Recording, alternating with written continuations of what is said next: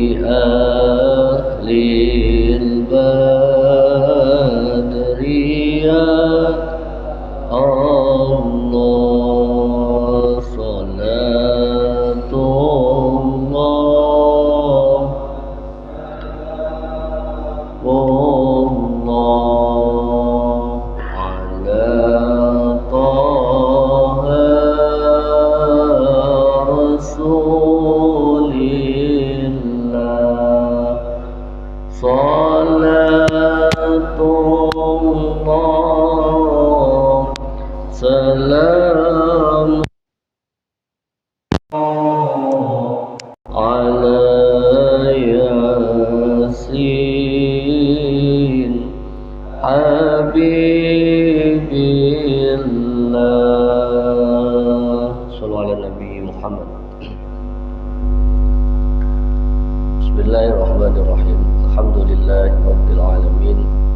Alhamdulillahilladzi ja'alana minan nasikhin wa afhamana min ulumil ulama'i rasikhin. Wassalatu wassalamu ala man nasha'a dinuhu adiyan al-ghafarati wa dhalihin wa ala alihi wa ashabihi alladhina kanu bitamassuki syari'atin salihin. Sallu ala rasulina Muhammadin, sallu ala tabibi qulubina Muhammadin, sallu ala Muhammadin. Allahumma shalli wa sallim wa barik ala sayyidina Muhammadin sayyidil mursalin wa ala alihi wa ashabihi ajma'in. Faqad qala Allah ta'ala fil Qur'anil Karim, a'udzu billahi minasy syaithanir rajim. Bismillahirrahmanirrahim. Wa'bud rabbaka hatta ya'tiyakal yaqin. Al-ayat sadaqallahul azim wa sadaqa rasuluhul karim. Wa nahnu ala ma qala khaliquna wa raziquna wa maulana minasy-syai'ina syakirina wa qalbin salim. Rabbi shrah li sadri wa yassir li amri wa hlul 'uqdatam min lisani yafqahu qawli bi rahmatika ya arhamar rahimin. Raditu billahi rabba wa bil islami dina wa bi muhammadin nabiyya wa rasula. Rabbi zidna ilma wa rizqna fahma bi rahmatika ya arhamar rahimin.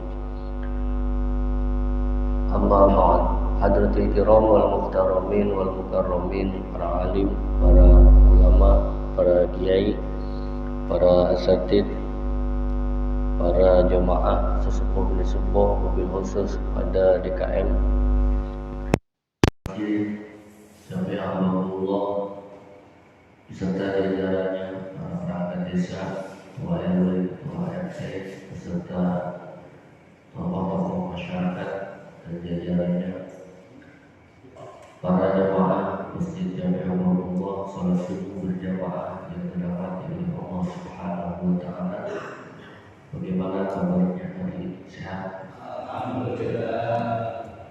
Mudah-mudahan kita senantiasa selalu diberikan kesehatan oleh Allah Subhanahu wa Ta'ala, umur yang panjang dalam taat beribadah kepada Allah, dan mudah-mudahan diberikan istiqomahan ila yaumil akhir. Amin ya rabbal alamin.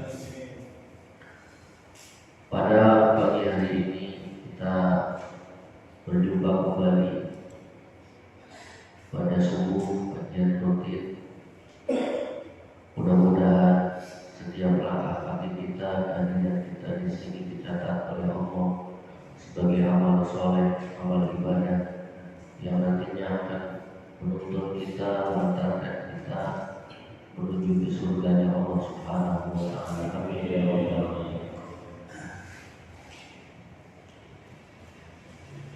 Salawat dan salam tak pernah lupa kita kurangkan kepada junjungan kita, suri tauladan kita, habibana wa nabiyana Muhammad sallallahu alaihi wasallam, pada keluarganya, sahabatnya, tabi'in dan kita umatnya. Mudah-mudahan istiqomah dalam melaksanakan sunnah-sunnahnya dan ajaran-ajarannya hingga yaumil akhir. Amin ya rabbal alamin. Kita telah memasuki bulan Sya'ban, bulan yang disebut oleh Rasulullah SAW adalah Syahri, bulannya baginda Nabi Muhammad SAW Kemudian setelah bulan Sya'ban kita masuk bulan Ramadan, disebutnya Syahrul Ummati, bulannya umatnya Nabi Muhammad SAW. Kemarin bulan Rajab. Bulan Rajab adalah bulan Syahrullah, bulannya Allah Subhanahu wa Ta'ala. Di bulan Sya'ban ini kita dianjurkan membaca sholawat, karena di bulan Sya'ban ini diturunkan perintah untuk membaca sholawat.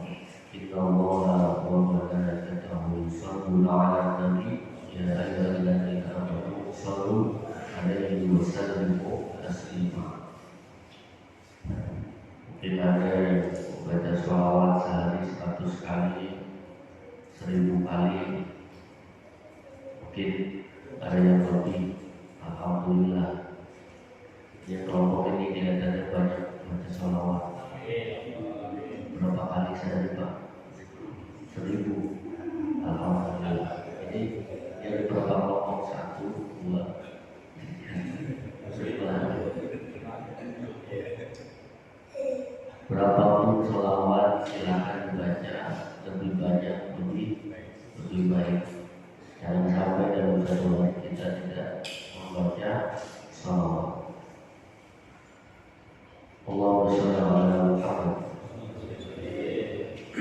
Kemarin baru beberapa hari kita memperingati peringatan Isra wal Mi'raj di Masjid Abdullah.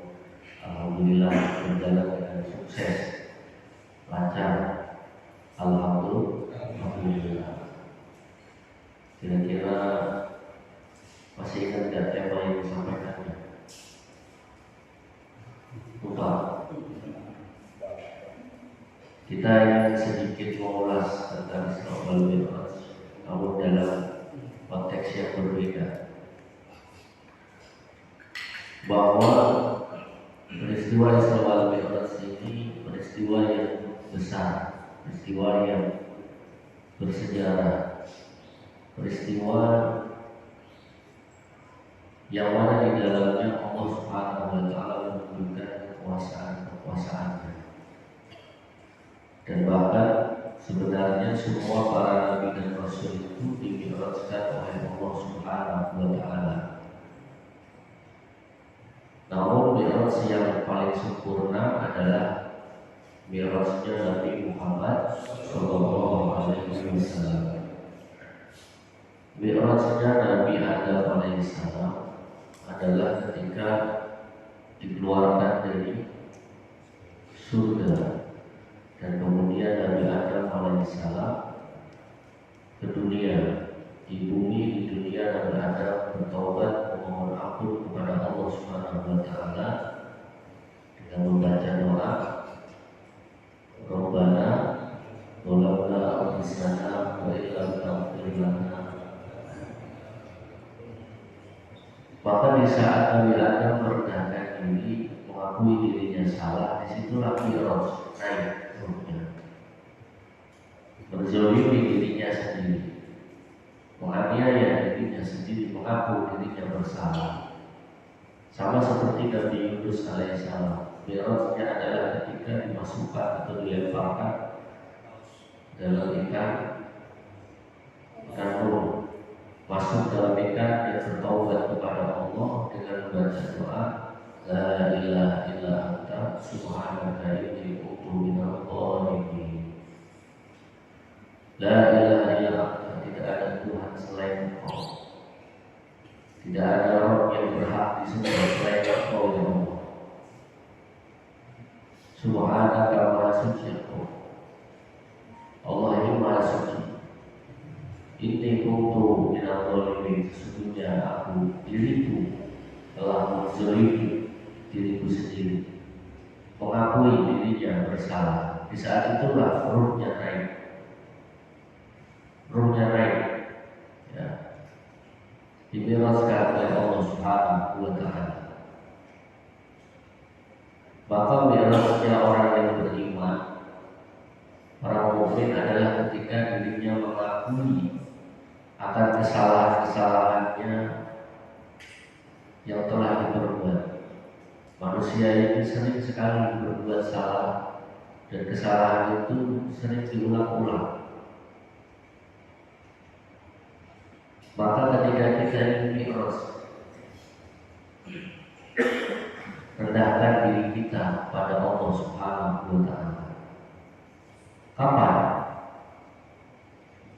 Mi'rajnya orang mukmin ini adalah ketika dia sedang sholat. Pada saat sholat, dia merendahkan dirinya di hadapan Tuhan, di hadapan Allah Subhanahu wa Ta'ala. Maka kalau orang sholat ini harus menunduk, melihat ke tempat sujud. Betul, melihat tempat sujud. Artinya orang menunduk itu rendah hati. Kalau ada orang sholat melihat ke atas begini, ada nggak? Lihatin lampu, plafon, kipasnya banyak banget. Ada orang sholat menunduk, ya kan? Berarti maknanya apa? Rendah hati, merendahkan diri. Kita lagi sholat pasti menunduk melihat ke tempat sujud. Tidak dianjurkan untuk melihat ke atas atau melihat ke depan. Kalau melihat ke depan, biasanya di bajunya itu belakangnya kalau pakai kaos ada tulisan, ya kan, coblos, ya, mitra polisi. Ya, orang kadang sudah menundukkannya di sampingnya ada tulisannya, gajah depan, gitu kan. Jadi tidak, maka harus menunduk lihat ke tempat sujud, rendahkan hati kita pada kita. Dan kadang hati kita belum merendahkan diri di hadapan Allah. Ya. Mata kita, pandangan kita sudah menunduk pada saat kita sholat, tapi hati kita sudah merendahkan diri belum di hadapan Allah Subhanahu wa Ta'ala. Hanya kita semua yang bisa menjawab masing-masing. Ya. Maka dua kalimat itu sangat dianjurkan untuk dibaca. Rabbana zalamna anfusana dan seterusnya, la ilaha illa anta subhanaka inni kuntu minal zalimin. Ya. Diawali dengan istighfar setiap selesai sholat. Astagfirullahaladzim, astagfirullahaladzim. Ya. Dibaca dianjurkan dibaca setelah selesai sholat. Kalau bapak-bapak baca istighfar itu ingat dosa nggak? Ingat dosa, tapi jangan keseringan ingat dosa. Ya, ini anjuran. Kalau bapak baca istighfar kemudian terlalu sering mengingat dosa, bisa-bisa menjadi pusing, berat, tertekan, seolah-olah ingat dosa terus. Ya. Yang membuat hati kita galau, tidak tenang itu dua. Yang pertama dosa, yang kedua hutang. Berbagian malah pusing. Ya, saya mikir buat bayar ini. Ya, betul lah. Maka ingin hidup tenang, tinggalkan hutang. Gak punya hutang, coba aja. Target di tahun 2022 ini hutang-hutang lunas. Kita doa bareng-bareng mudah-mudahan lunas semua. Tapi kalau sudah lunas, jangan disekolahin lagi. Tambah kalau S1 di S3. Ya, kita digoreng baru cepat lunas, ternyata mau diajuin lagi. Nanti jadi jamaahnya jamaah sebuah hutang, motor hutang, mobil hutang, rumah hutang, HP hutang, lukas hutang, TV hutang, semuanya serba kredit. Jadi jamaahnya jamaah al-kreditina, bukan al-istiqomah doang, istiqomah wal kreditia. Masya Allah. Ya, mudah-mudahan utang cepat lunas dan keutamaan lagi. Salawat Nabi Muhammad. Jadi ketika istighfar bukan hanya ingat dosa, ya, ingat dosa boleh, ya, supaya kita menyesali. Tapi yang paling harus diingat adalah rahmatnya Allah Subhanahu wa Ta'ala. La yaghfiru dzunuba illa anta. Ini harus kita ingat bahwa tidak ada yang bisa mengampuni dosa kita illa anta kecuali Engkau ya Allah. Dengan apa ampunannya itu? Dengan maghfirah, dengan rahmatnya Allah Subhanahu wa Ta'ala. Maka ketika kita istighfar boleh kita ingat dosa untuk menyesali, namun kita harus yakin Allah Subhanahu wa Ta'ala punya rahmat yang sangat luas.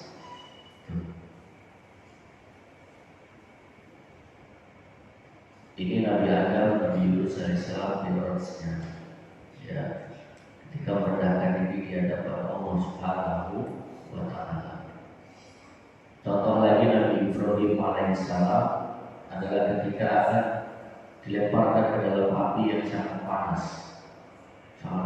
apinya. Pada saat akan dilemparkan ke dalam api, datanglah malaikat Jibril yang akan memberikan pertolongan. Namun ditolak sama Nabi Ibrahim alaihissalam.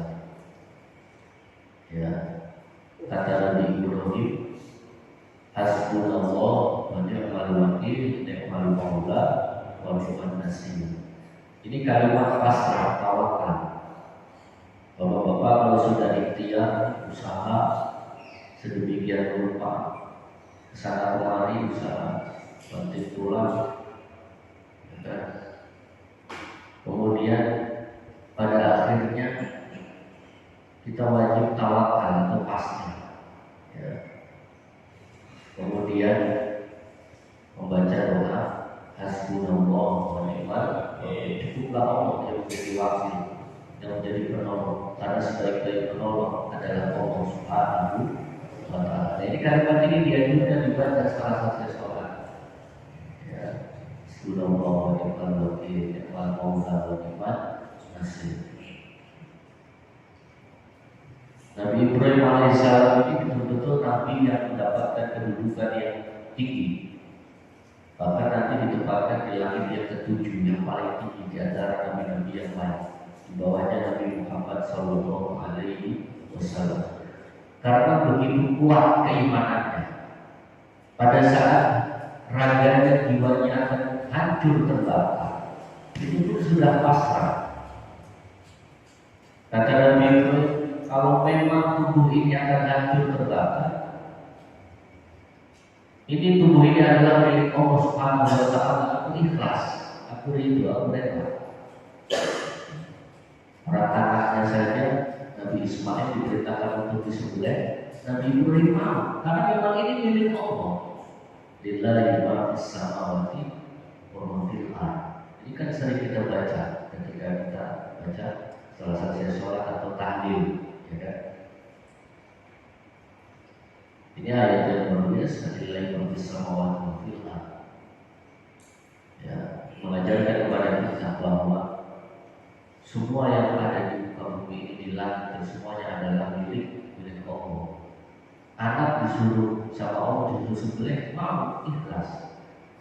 Nabi Ibrahim, coba bapak sekarang dapat perintah anaknya disembelih, disuruh sembelih, mau enggak? Ya, Nabi Ibrahim. Jadi pantas mendapatkan kedudukan yang tinggi di sisi Allah Subhanahu wa Ta'ala. Maka nanti kita akan mendapatkan hikmah yang besar dari peristiwa Isra Mi'raj ini, bahwa Nabi Ibrahim alaihissalam ketika memasrahkan dirinya kepada Allah Subhanahu wa Ta'ala, maka ruhnya naik Mi'raj. Kemudian Allah Subhanahu wa Ta'ala berfirman kepada api, qul ya naru kuni bardan wa salam. Api yang tadinya panas menjadi dingin. Ya. Jadi dalam Al-Quran itu satu-satunya ayat yang berbicara tentang panas menjadi dingin dan digali oleh orang-orang Eropa, orang-orang Barat. Jadilah teknologi yang namanya AC. AC itu dingin. Awalnya dari energi panas, ya, kulkas menjadi energi panas listrik. Sallallahu Nabi Muhammad. Dan kemudian Nabi Muhammad Sallallahu Alaihi Wasallam dimi'rajkan oleh Allah Subhanahu Wa Taala. Sebelum mi'raj, Nabi Muhammad ini sholat bersama dengan seluruh para nabi dan rasul yang jumlahnya 124.000 di Masjidil Aqsa. Siapa yang menjadi imamnya? Siapa? Nabi Muhammad Sallallahu Alaihi Wasallam. Kenapa para nabi dan rasul itu bermakmum berjamaah bersama dengan Rasulullah? Karena mereka semua itu ingin menjadi bagian dari umatnya Nabi Muhammad Sallallahu Alaihi Wasallam. Jadi dikabulkan oleh Allah Subhanahu Wa Taala. Maka Nabi Muhammad ini disebutnya Zainal Anbiya, Atqal Anbiya. Zainal Anbiya yang sering kita baca sebelum Maulid. Assalamualaikum Zainal Anbiya. Nabi yang paling agung, Nabi yang paling terpuji, paling mulia itu Nabi Muhammad. Atqal Anbiya, pemimpinnya orang-orang yang bertakwa, itu Nabi Muhammad Sallallahu Alaihi Wasallam. Kemudian naik ke langit yang pertama, Nabi Muhammad diantar malaikat Jibril. Sebelum masuk ke langit, itu Nabi Muhammad SAW dan malaikat Jibril itu ditanya oleh malaikat penjaga langit. Ya, ada security-nya, ada malaikatnya. Ditanya mana anta, siapa kau? Padahal yang naik malaikat Jibril. Malaikat Jibril itu pemimpinnya para malaikat, biasa bolak-balik naik ke langit. Ya, namun tetap ditanya, mana anta, siapa kamu? Jawab, ana Jibril. Wa man siapa yang bersama dengan Muhammad Rasulullah. Jadi kalau kita punya pangkat yang tinggi, jabatan yang tinggi, ketemu orang yang tidak dikenal, jangan sombong. Karena kita ditanya, kamu siapa? Orang yang punya jabatan tinggi jawabnya, kamu nggak kenal sama saya.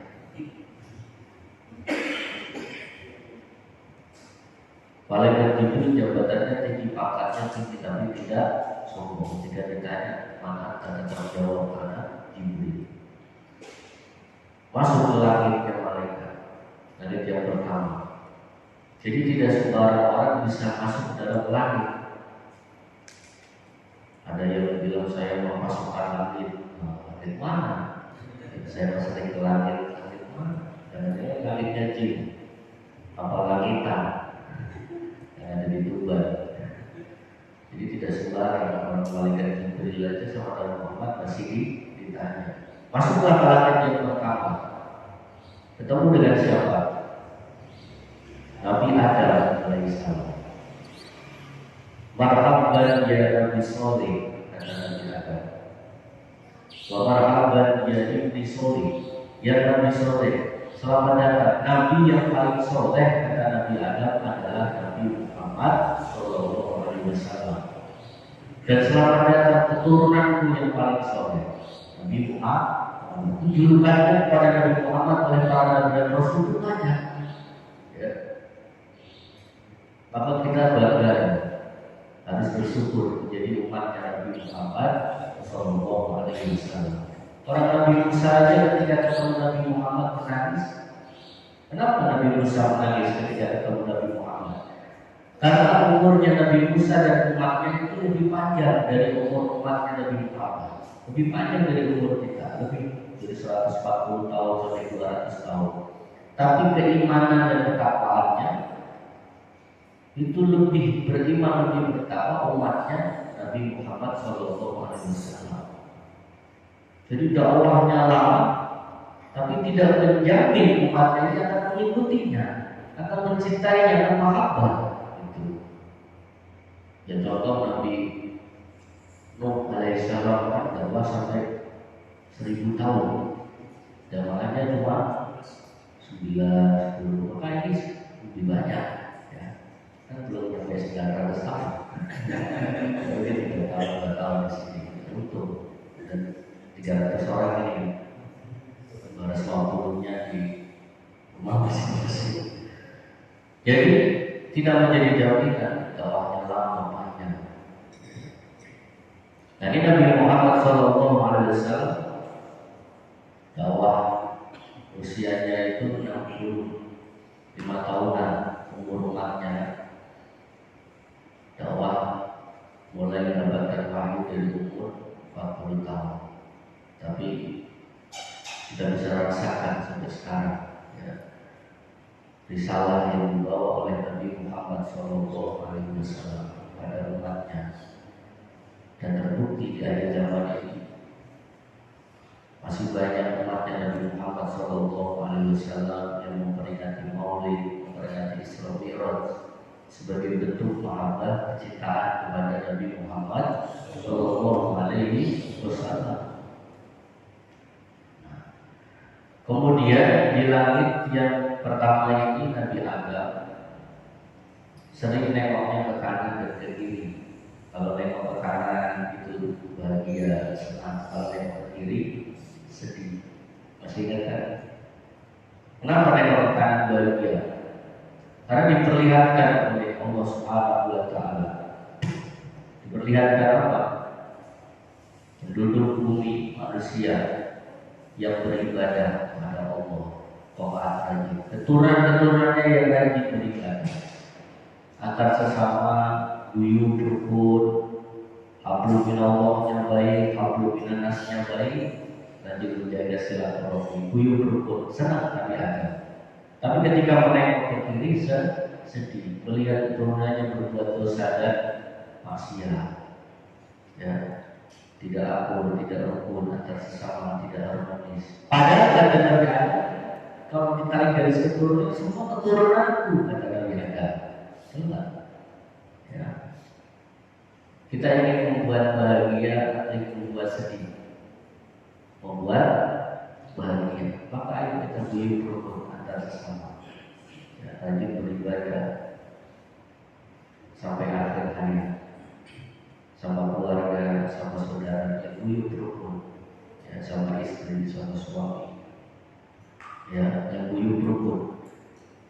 Nanti dikumpulkan lagi. Nah ini ketika naik di langit yang kedua, ini ketemu Nabi Muhammad SAW dengan Nabi Isa dan Nabi Yahya. Ya, Nabi Isa dan Nabi Yahya ini dua bersaudara, saudara sepupu. Nabi Isa ini adalah ibunya, namanya Ibunda Maryam. Nabi Yahya, bapaknya namanya Zakaria. Zakaria dengan Maryam ini masih saudara. Maryam itu keponakan. Berarti Nabi Isa dan Nabi Yahya itu saudara sepupu. Ya. Maryam itu adalah keluarganya dari bapak Imron. Imron itu adalah keluarga yang patuh dan taat kepada Allah, yang soleh dan solihah. Ya, maka diabadikan di dalam Al-Quran suratnya namanya surat Ali Imron, bukan Ali Imron, tapi Ali Imron. Ali itu keluarganya Imron. Itu contoh bentuk keluarga yang diabadikan di dalam Al-Quran. Hanya contoh, ya, hanya contoh.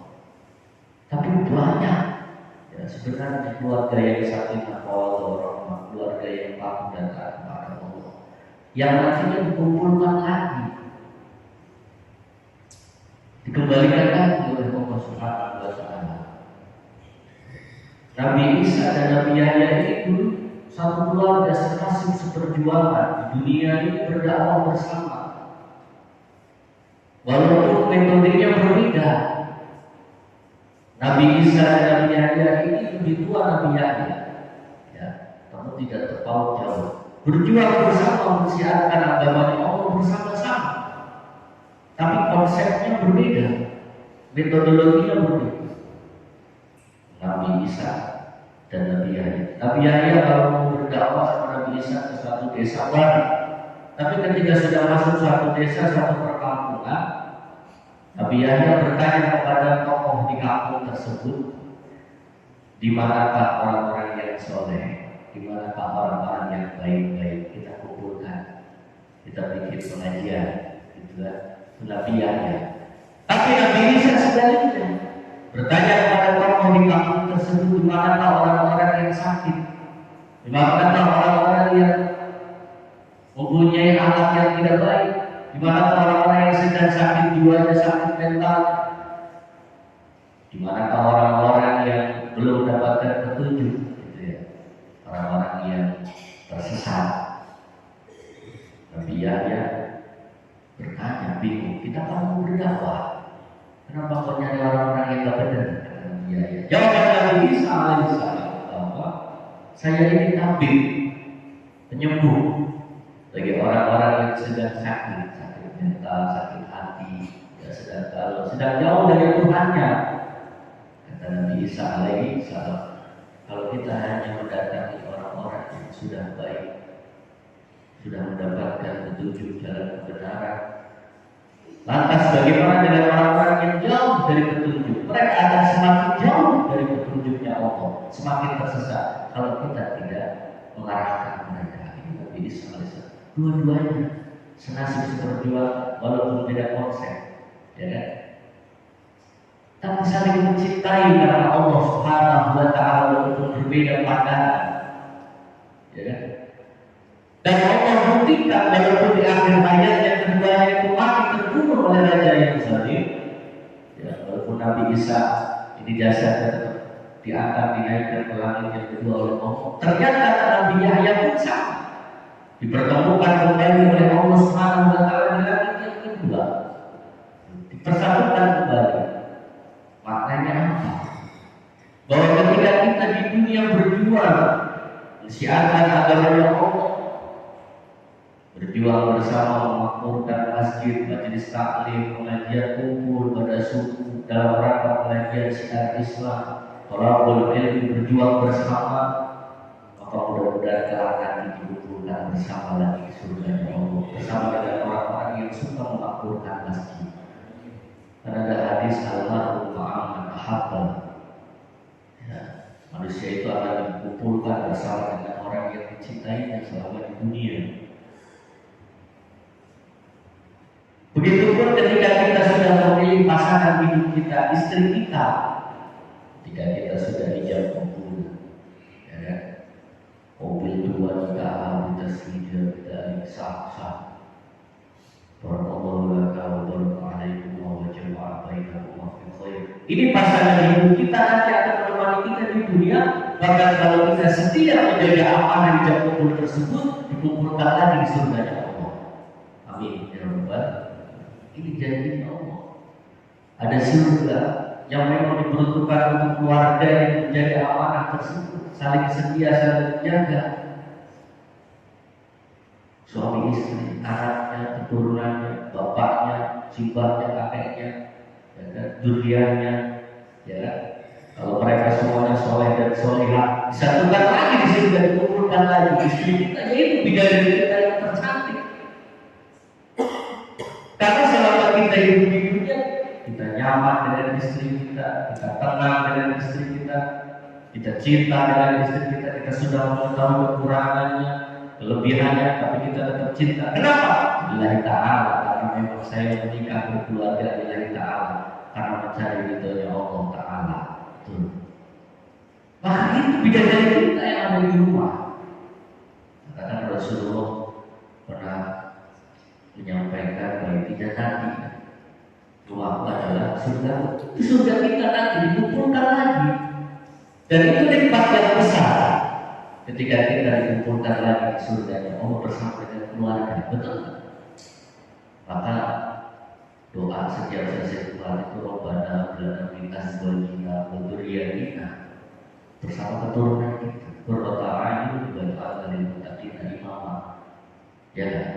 Tambahin lagi, Rabbana innaka jami'un nas li yaumin la raiba fihi innallaha la yukhliful mi'ad.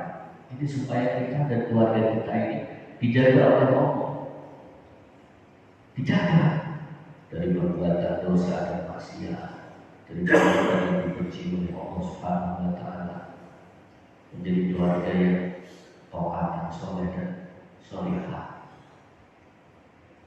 Ku anfusikum wa ahlikum naro. Ini yang paling penting.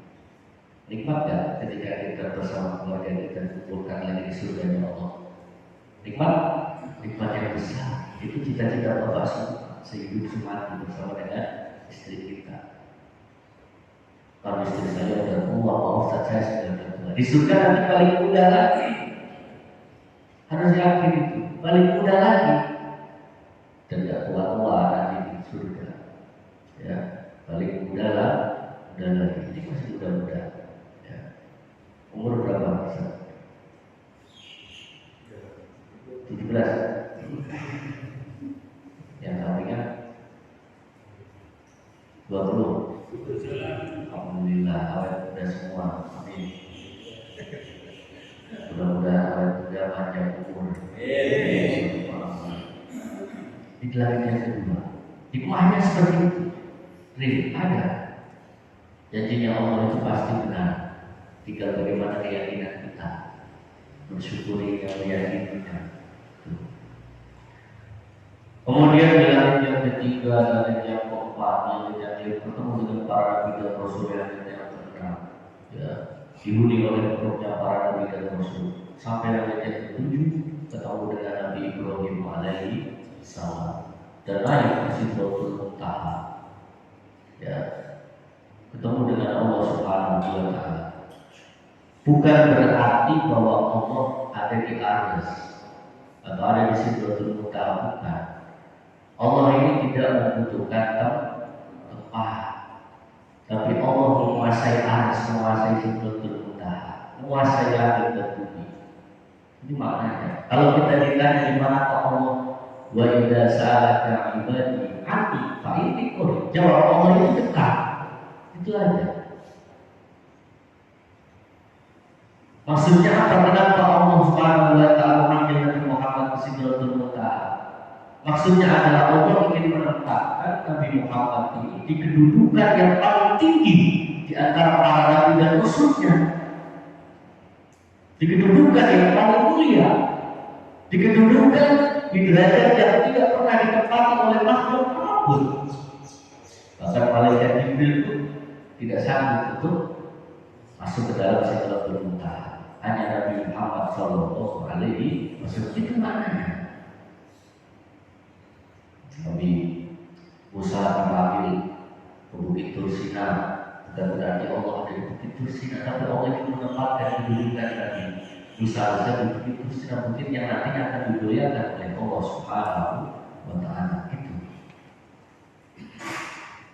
Jadi Nabi Muhammad itu mendapatkan kedudukan yang tinggi, yang agung, yang paling mulia di sisi Allah Subhanahu wa Ta'ala. Itu maknanya. Nah, maka ini adalah hikmah, pelajaran yang bisa kita petik, bahwa ruhnya para nabi dan rasul itu ditempatkan di langit yang pertama sampai langit yang kedua. Dan Nabi Muhammad Shallallahu Alaihi Wasallam di Sidratul Muntaha, di tempat yang paling tinggi di sisi Allah Subhanahu wa Ta'ala. Maknanya adalah bahwa manusia itu nanti ketika sudah wafat, sudah meninggal dunia, ruhnya nanti akan ditempatkan, didudukan sesuai dengan iman dan ilmunya masing-masing, sesuai dengan amal solehnya masing-masing. Maka ada ayat yang menyatakan yarfa'illahu alladziina aamanu minkum walladziina utul ilma darajat. Manusia itu akan ditinggikan derajatnya oleh Allah Subhanahu wa Ta'ala berdasarkan keimanan dan keilmuannya dan amal soleh selama hidupnya di dunia. Karena semua para nabi dan rasul itu mendapatkan ujian dari Allah Subhanahu wa Ta'ala dan mereka lolos. Kan sering saya sampaikan bahwa besar kecilnya keimanan itu bisa dilihat setelah dia diuji. Semua para nabi dan rasul itu mendapatkan ujian dari Allah Subhanahu wa Ta'ala. Masuk kita, ada yang lolos ujian, ada yang tidak. Pun di zamannya para nabi dan rasul itu ada yang tidak lolos pada saat dia akan dijadikan nabi. Contohnya siapa? Samiri, ya, tidak lolos dia menjadi nabi. Manusia orang yang berumah tangga juga suami istri pasti akan mendapatkan ujian ketika kita berumah tangga. Betul. Kalau orang dulu berumah tangga itu kayak cuci piring. Tahu cuci piring? Cuci piring ya bu. Cuci piring itu pasti bunyi kan? Bunyi. Pasti rumah tangga itu ada bunyi-bunyinya, gitu. Klik-klik gitu kan. Tapi kalau pas lagi bunyi jangan kencang-kencang. Kalau kencang-kencang jadi pecah, retak, jadinya berpecah. Rumah tangga ada bunyi-bunyinya, tapi bunyinya dalam rumah saja. Tak usah keluar, tak usah sampai tetangga, tak usah di media sosial, tak usah sampai berkeluar, tak usah sampai orang tua. Selesaikan di rumah. Suami istri ada masalah, ada bunyi-bunyi, selesaikan di rumah. Jangan terlomba, selesaikan di sini. Kalau nggak berani kita ke kamar. Bukan perang dunia ketiga itu jadinya. Salam Muhammad. Saya kalau marah sama bini saya sujud-sujud saya sujud-sujud bang perlu bang dari ngomong. Ternyata saya yang menyebab. Salam Muhammad. Jadi setiap manusia itu akan diuji keimanannya oleh Allah Subhanahu wa Ta'ala, dan para nabi dan rasul itu semuanya diuji. Ya, Nabi Ayub alaihissalam sakitnya sampai berapa tahun? Ada yang ngomong 40 tahun, ada yang sampai 80 tahun. Bayangin, puluhan tahun Pak sakit, dijauhin, di tetangga-tetangganya bahkan diusir, tapi tetap sabar, istrinya tetap setia. Bapak ada yang pernah sakit sampai 10 tahun, 20 tahun, 10 hari aja udah gak kuat, sudah perlu kekuatan dan sebagainya. Padahal ketika kita sakit itu sebenarnya adalah waktunya kita untuk sabar, untuk ikhlas, untuk ridho. Itu sebagai penyembuh, pembersih dari dosa-dosa kita ketika kita sakit. Maka setiap manusia itu akan mendapatkan ujian dari Allah Subhanahu wa Ta'ala. Pantaslah para nabi dan rasul itu mendapatkan kedudukan yang tinggi di sisi Allah. Kita bagaimana? Pertanyaannya, bagaimana dengan kita? Bagaimana dengan kita? Ya, manusia itu kan selalu diuji. Pernah saya sampaikan, ujian manusia orang yang beriman itu yang pertama adalah di waktu subuh. Di waktu subuh itu ujian pertama Pak. Semuanya secara global, karena diperintahkan untuk melaksanakan sholat waktu subuh. Ya kan? Sholat itu ibadah yang diwajibkan berdasarkan rukun Islam. Rukun Islam itu kan ada 5. Tapi sholat itu meliputi 5-5-nya. Syahadat, sholat, puasa, zakat, haji. Dalam sholat ada nggak syahadat? Ada. Dalam sholat ada nggak puasa? Ada. Dalam sholat nggak boleh kopi, nggak boleh makan. Haji boleh. Sholat sambil kopi nggak boleh. Apalagi makan pisang goreng. Ya. Sholat puasa juga. Ya. Dalam sholat ada zakatnya. Ada. Ya, menzakatkan waktunya. Zakat itu maknanya mensucikan dirinya, ya kan? Dohir batinnya. Dalam sholat dibersihkan dulu dohirnya, wudu, ya kan? Dibersihkan. Dalam sholat ada apa lagi? Sama-sama menghadap ke kiblat, ya kan? Di sholat. ujian yang pertama sebagai orang yang melaksanakan rukun Islam setelah syahadat adalah sholat di waktu subuh. Itu ujiannya. Orang yang beriman, kalau dia betul-betul beriman kepada Allah, maka di waktu subuh dia bangun. Mau itu ngantuk, mau itu capek, mau itu lelah, mau itu habis roda, mau itu habis nonton Liga Spanyol, Liga Inggris, Real Madrid, menang, tadi sama, tidak tahu kayaknya menang aja. Ngantuk, harus bangun. Walaupun dingin, anginnya banyak, dan sekarang banyak angin. Ya, bangun sholat subuh. Mana ada angin kencang ya? Kalau takut, masya Allah. Ya, di pinggir laut takut tsunami, di gunung takut gunung meletus. Ya, di daratan biasa ini kan jauh dari laut, jauh dari gunung, ada laut, ada angin, ada badai. Jadi kalau Allah sudah berkehendak atas izin Allah, atas kuasa Allah, segala sesuatu bisa saja terjadi. Ya, di gunung ada gunung meletus, di laut ada tsunami, di daratan ada angin. Ya, di Eropa ada perang Rusia. Kita mau di mana lagi? Di sini aja ya. Mudah-mudahan aman, nyaman. Amin ya rabbal alamin. Semua manusia akan diuji oleh Allah Subhanahu wa Ta'ala. Ujian yang pertama itu tadi di waktu subuh. Ini kita sudah melewati waktu subuh, sholat berjamaah. Alhamdulillah. Makanya kan kalau orang yang munafik itu paling berat melaksanakan sholat dan subuh, berat Pak. Ya. Mudah-mudahan kita bukan termasuk orang yang munafik. Amin ya rabbal alamin. Pertanyaannya adalah kita Pak, nanti ketika kita meninggal dunia, dicabut ruhnya oleh malaikat Israel itu, ruh kita akan didudukkan di mana, dibawa ke mana? Apakah bisa naik ke langit atau masih menjadi penghuni dunia? Kita sudah naik ke langit atau masih ada di dunia? Jawabannya bapak-bapak sendiri bisa menjelaskannya di dalam hati. Ya. Kalau kita masih cinta pada dunia, harta dan lain sebagainya, maka berat untuk mati. Kalau para nabi dan rasul ini pada saat sakaratul maut, pada saat akan meninggal dunia, ditanya sama malaikat Israel, mau dicabut sekarang atau kita kasih kesempatan tambahan umur 10-20 tahun lagi untuk hidup.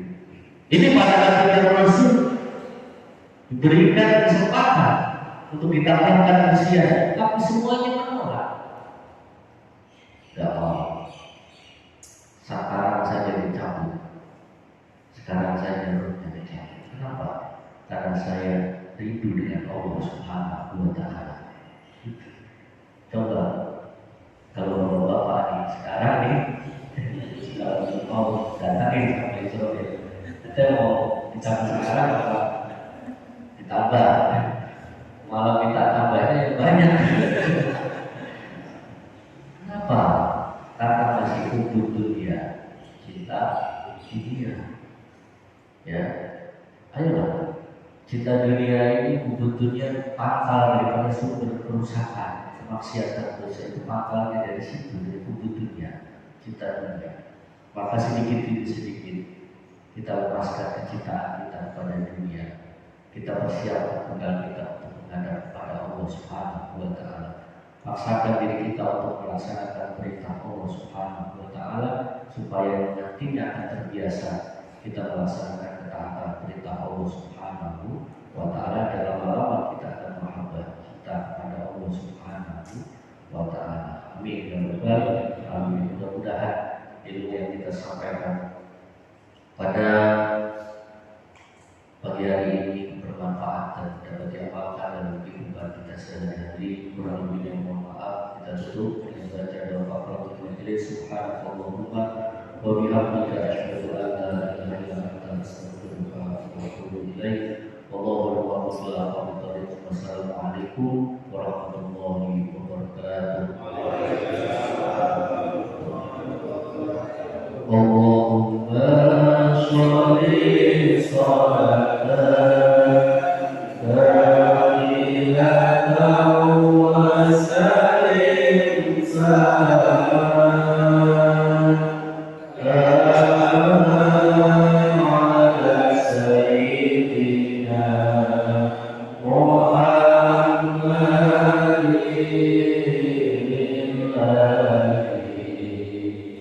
tahallul bil uqadu wa tanfaridu bil quradu wa tuqabil hawaidu wa naru bil raidu wa husnul khawatim wa yusas